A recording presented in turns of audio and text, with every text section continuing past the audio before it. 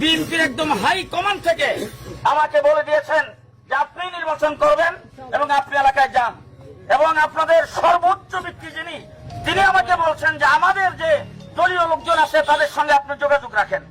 এই জন্য আমি মূলত আপনাদের সাথে যোগাযোগ রাখতেছি। আমি এখন অন্তত আল্লাহকে হাজির নাজির জেনে কথা বলতে চাই, যদি বাংলাদেশের সামনে নির্বাচন হয় আর বিএনপির সাথে যে আমরা জোট করতেছি, এই জোট যদি ঠিক থাকে, সরাইল আশুগঞ্জ থেকে আমি নির্বাচন করব ইনশাআল্লাহ। একটা জাতীয়তাবাদী নেতা, ধর্মনিরপেক্ষতাবাদী নেতা, তাদের পেছনে ঘুরে ঘুরে একটা আসন পাওয়ার জন্য এতিমের মতো মাইক্রোর সামনে দাঁড়িয়ে আছে। একটু কখন দেখা দেবেন? লজ্জা থাকা দরকার, শরম থাকা দরকার।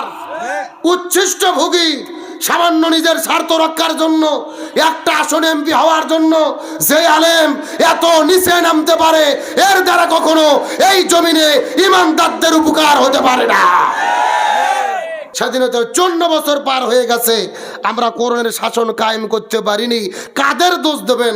আমরা হুজুররাই ঠিক হতে পারিনি। কথা কন না কে?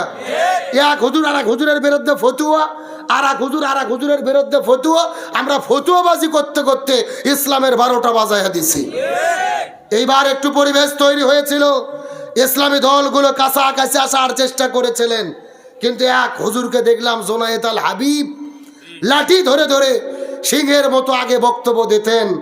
অথচ বর্তমানে দেখা যাচ্ছে ইসলামী দলের ভেতরে, ঐক্যের ভেতরে সবচেয়ে বড় ভাইরাস তিনি তৈরি করতেছে। একটা জাতীয়তাবাদী নেতা, ধর্মনিরপেক্ষতাবাদী নেতা, তাদের পেছনে ঘুরে ঘুরে একটা আসন পাওয়ার জন্য এতিমের মতো মাইক্রোর সামনে দাঁড়িয়ে আছে। একটু কখন দেখা দেবেন? লজ্জা থাকা দরকার, শরম থাকা দরকার।